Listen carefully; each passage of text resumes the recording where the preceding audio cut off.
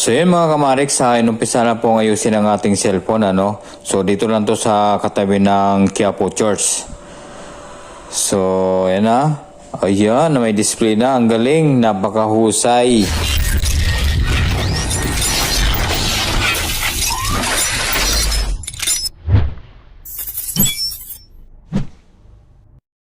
Yo, what's up mga kamarik? So andito tayo ngayon sa may Quiapo, ano.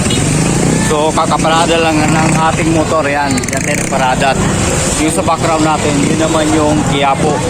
So andito tayo ngayon para magpaayos ng tatlong cellphone natin na hindi na nagche-charge. Yung dalawa hindi nagche-charge, tapos yung isa naman walang YouTube channel. Kaya ipapaayos natin. Tapos yung isa palitanan ng LCD. So ang LCD dito murang-mura lang kumpara sa mall na siguro nasa mga 1,400 yung mas mataas sila ng singil kumpara dito sa Quiapo. Kaya tayo na, pasok na tayo sa loob. So dito lang yung bilihan ng ng LCD ng cellphone. Dito sa may bandang dulo. Ayan, dito tayo bibili. May LCD kayo nito? Oppo A5. A5 lang. Opo. 400. Magkano pa? 400. Sige. So ngayon ay ipabaklas mo na ang ating LCD ng ating cellphone. So dito lang tayo na lagi nagpapagawa ng ating cellphone, ano. Ayan. So kita dito. Dito tayo lagi nagpapagawa. Talaga naman tinulak ako, ah. Ito, paano pakitanggal lang LCD kasi bibilaw ng LCD. Ito naman ayaw mag-charge. Dito ko to pinapagawa, eh. Suki ako rito, eh. Ito naman, ano siya, wala siyang YouTube. Parang settings lang, hindi ko lang alam kung paano magkalikot.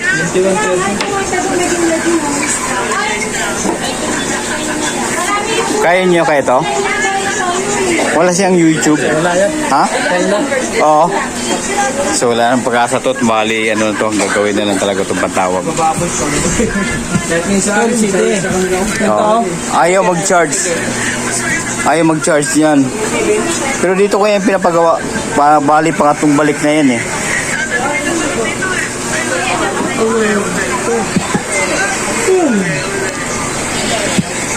Yan naman LCD. Bali, pangatong na rin yan, balik dito. Kasi nabasag nung una, tapos pangalawa nabasag ulit.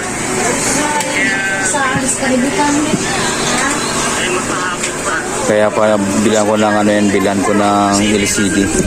Tapos parang rin yata yan. Hindi nag-charge yata yan. Hindi ko alam kung sa LCD yung problema. Ang church, ah? LCD nga yung problema.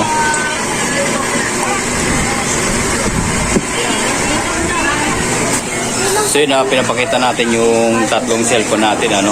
Tapos yung isang China, hindi natin tinanggap kasi wala na yatang solusyon yun para malagyan siya ng YouTube channel. Kaya yung dalawang cellphone natin, yun na lang ang ipapayos natin. Yung isa tatanggalin yung LCD para mapalitan ng bago. Tapos yung isa naman ayaw mag-charge. Hindi ko alam kung anong problema. So ngayon ay tinanggal na yung LCD ng ating cellphone, ano.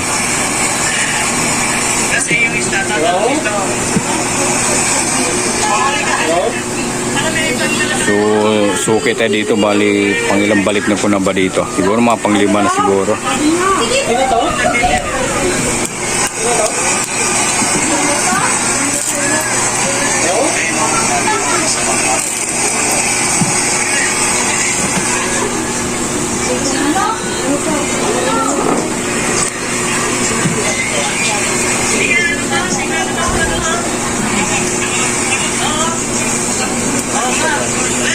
So ni-request doon sa tindera na binili natin ng LCD na tanggalin yung LCD ng ating cellphone para matesting nila kung gumagana. Okay na to, ano? So yan, punta na tayo doon. Balik na tayo doon sa ating bibila ng LCD. Dito lang sa may dulo. Mura lang yung LCD dito para sa inyong pagkalaman ay 400 lang. Ito na miss oh.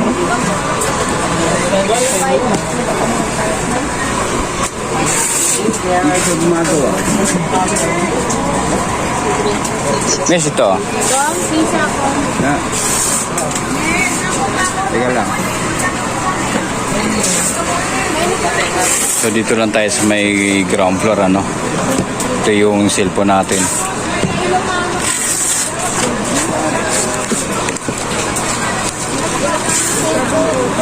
$400 yan ano. So ito yung pambayad natin. 400.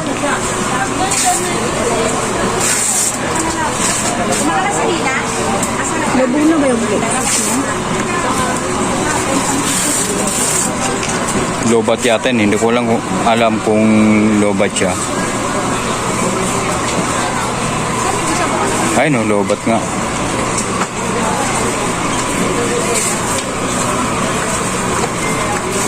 Gumagana naman siya, no?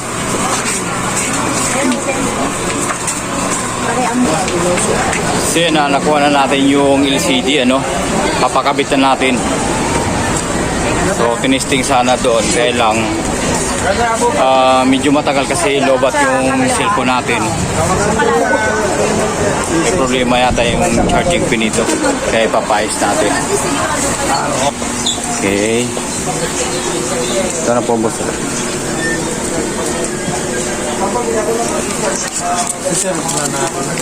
Yung sunog siya?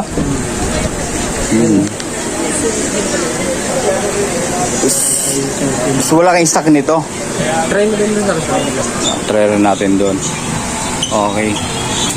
So yung cellphone natin ay may problema, no? Ito yung problema niya. Kaya pupunta tayo doon, babalik tayo ko. Sana may available silang ganito. Balik tayo ulit. Pero kaganda dito, malapit lang naman siya. Walking distance lang. Okay. Ma'am, may ganito kayo? Anong model yan? A20 Plus. Yun lang. Samsung S20 Plus pala. S20 Plus? Tayo dyan. Wala.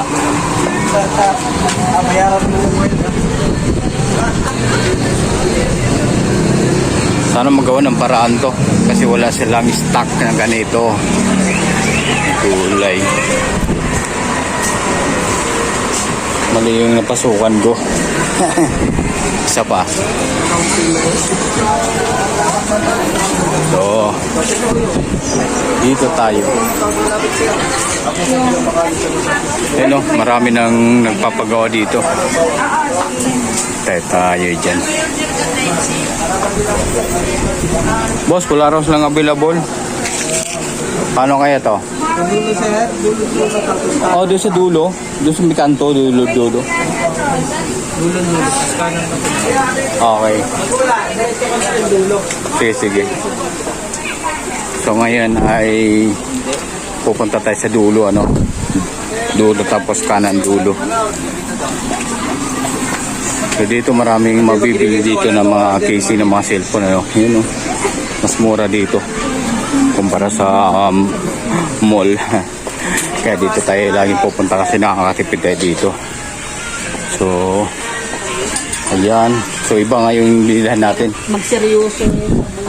Dito tayo. Ma'am, may ganito kayong stock? Oh, may kulay. Wala.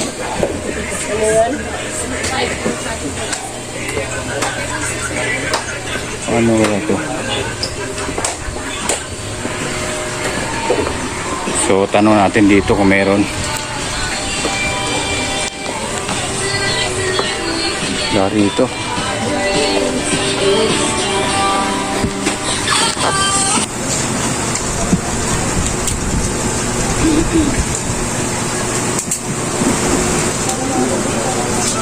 Hi guys!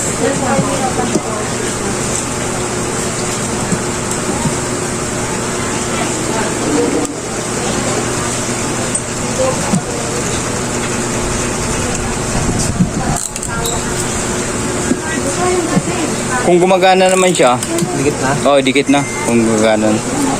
Bakit double check na lang din ako, sir?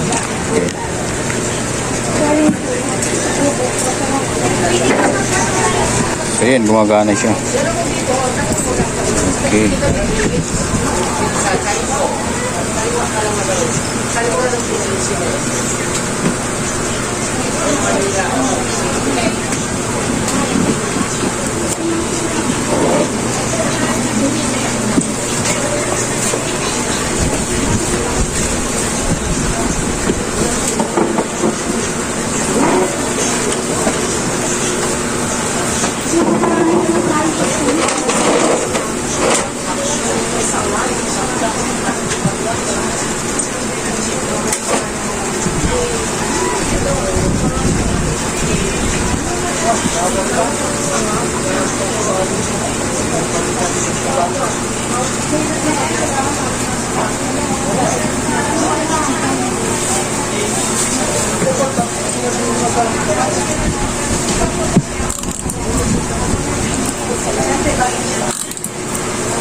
Yung kulay pula pakihatak na lang yan, yun yung palatandaan nila na ano eh. Na may warranty. Wala na po warranty yan. Oo, basta pag gumagana, okay na yan.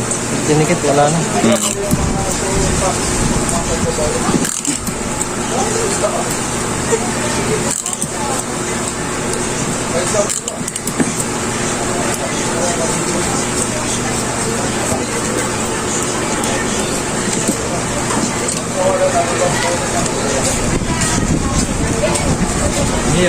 Nag-charge naman siya. Okay. Very good. Tapos yung isa na lang. Dito tayo mahihirapan. Sana magawa ng paraan.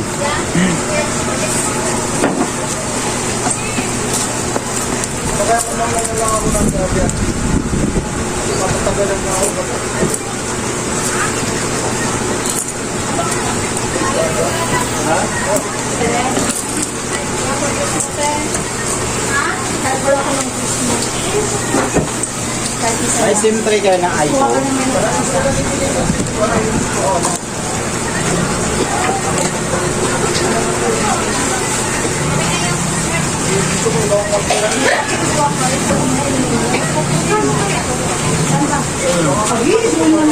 Kaya nga magkano nga? 180? Ay,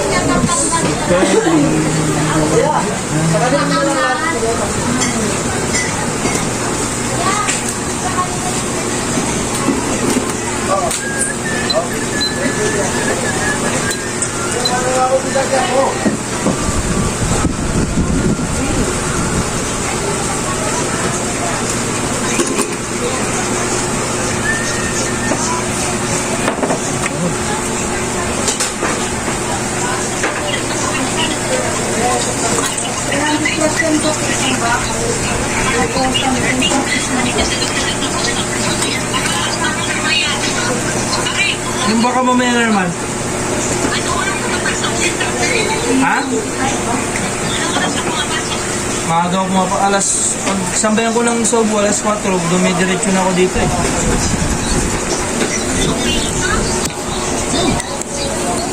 Umaga dito.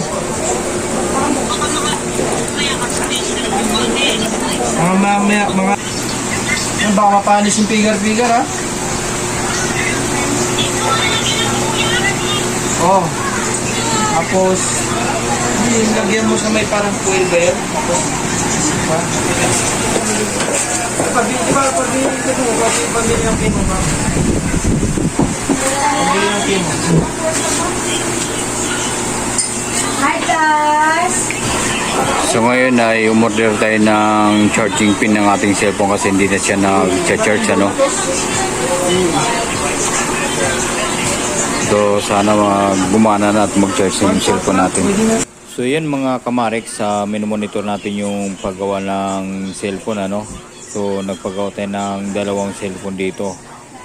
Malapit lang ito sa Quiapo Church. So sasabihin ko pala sa inyo ano, kung galing kayo dito sa may bandang Pedro Hill. So diyan na lang yung gawin nating landmark ano. So kung makarating na kayo malapit sa may lampas ng City Hall ng Maynila. So, merong 300 dyan. So, sa bandang kaliwa ay papuntang Divisoria. Tapos, yung sa bandang gitna naman, yun yung papuntang LRT naman ng Quiapo. So, papunta na yan ng Caloocan.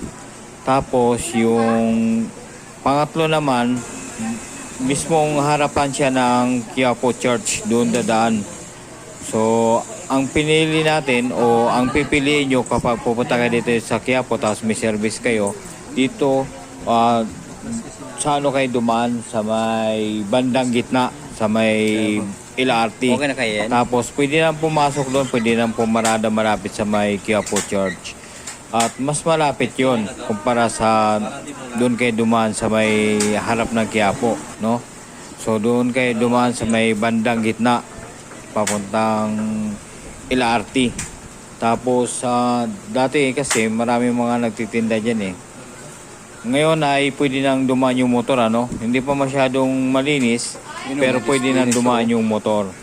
Tapos pwede na rin kayo doong pumarada. Pero yung charging. So yan, makikita natin yung cellphone natin na mayroon ng ano no, may display na. So nung nakaraan walang display yan kasi nga ayaw mag-charge yung ating cellphone. So ayan makikita natin na may display na. Pero ang sabi ng nag-ayos ng ating cellphone ay hindi raw nag-charge yan. So nag-charge siya saglit pero ano rin yung hindi rin siya nagtuloy-tuloy. Kaya na-advisean tayo na bumili ng charging pin na may ano siya, na may kasama yung board niya.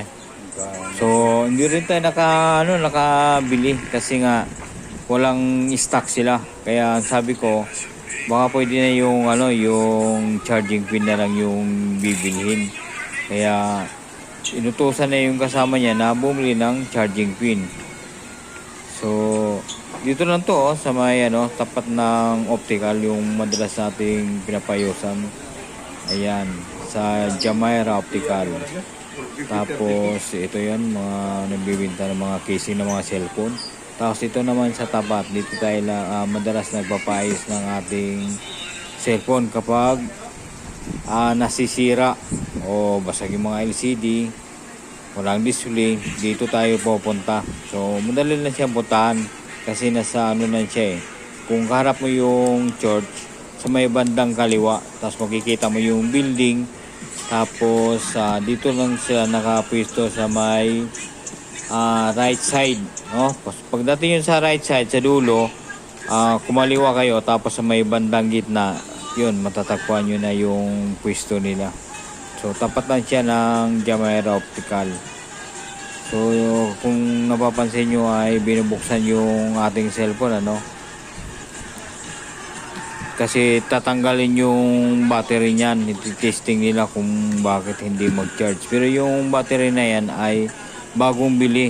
So, dyan rin natin pinapayos. So, sa madaling salita ay walang problema yung battery ng ating cellphone kasi nga bago nga yan. So, bumalik lang tayo dyan kasi ayaw mag-charge yung ating cellphone.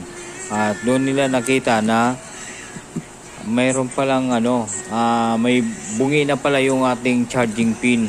Kaya hindi siya nag-charge. Kaya sinasuggest ko na bumili na sila ng bago. Wala rin silang stock niyan. Tapos nung tayo naman yung naghanap ng charging pin, hindi rin tayo nakahanap.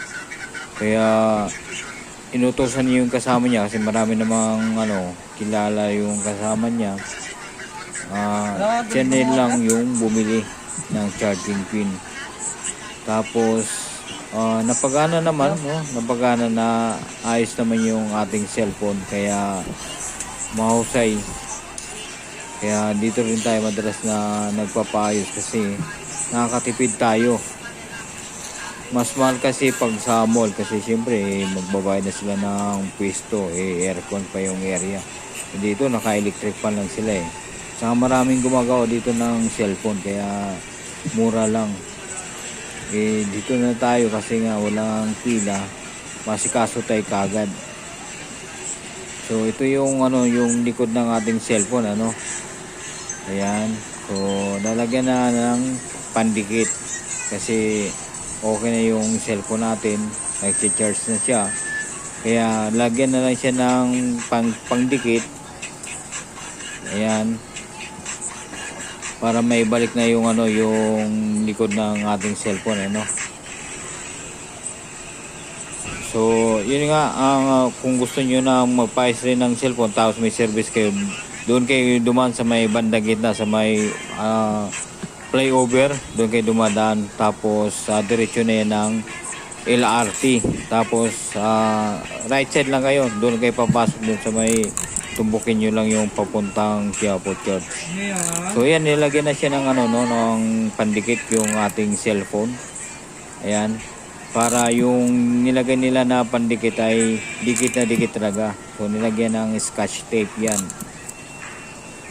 So hindi mo na natin tatanggalin hanggang ano, tumibay yung pagkadikit. Siguro pabutin muna natin ng hapon kasi ang oras natin ngayon ay nasa alas 12 ng tanghali. So ayan, kung nakikita nyo ay may display na inabot na sa atin yung cellphone, ano.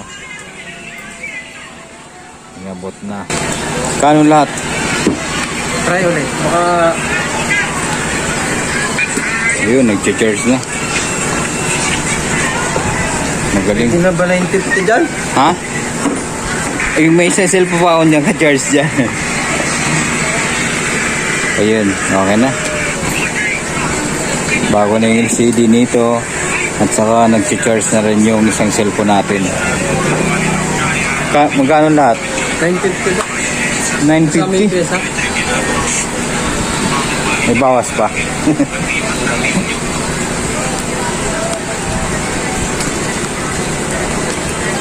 Ayun. Thank you.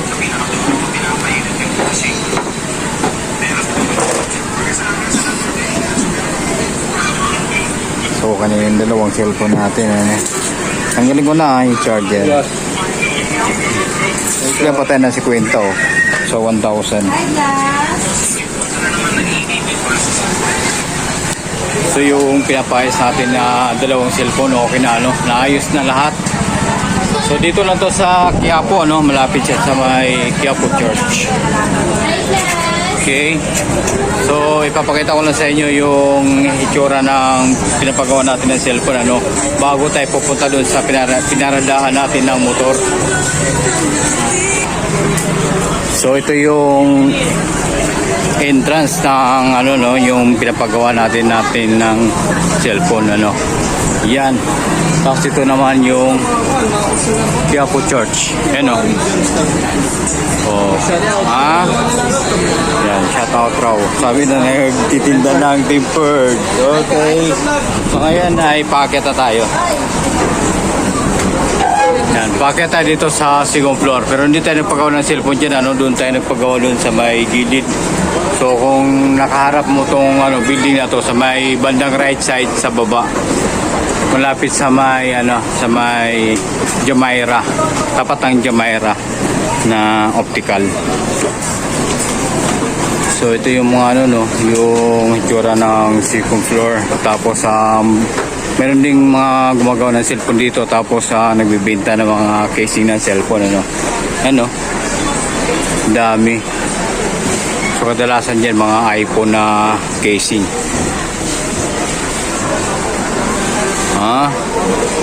So hindi na tayo magtatagal. Pinakita ko lang sa inyo kung anong itsura. So ngayon ay pababa na tayo para pumunta doon sa may paradaan ng ating motor. So hindi gumagana yung ano, no, yung escalator na pababa. So talagang China style tong escalator na to kasi still na ito yung paakyat, ito yung pababa. Hindi na gumagana. Ayan, no. So pupunta na tayo doon sa may ano, sa may pinadaan natin ng motor para makauwi na. So dahil sa maulan na yung panahon natin ay umaambon-ambon, ano, pero mahina lang naman. Tama-tama, hindi muna tayo magsuot ng kapote kasi yung kaputi natin baka mabasa. So, dito lang to sa may malapit sa may simbahan, ano. Kung dati ay nahihirapan ka maglakad dahil itong area to ay marami mga nagtitinda, no. May pulis, patrol pa nga yung nakaparada dyan, ano. So, dito lang tayo nagparada ng ating motor. Ayun, no. Yan, yung kulay green. So, bumatin na tayo. So, dito natin tatapusin ang ating video, guys. Thanks for watching. Bye-bye.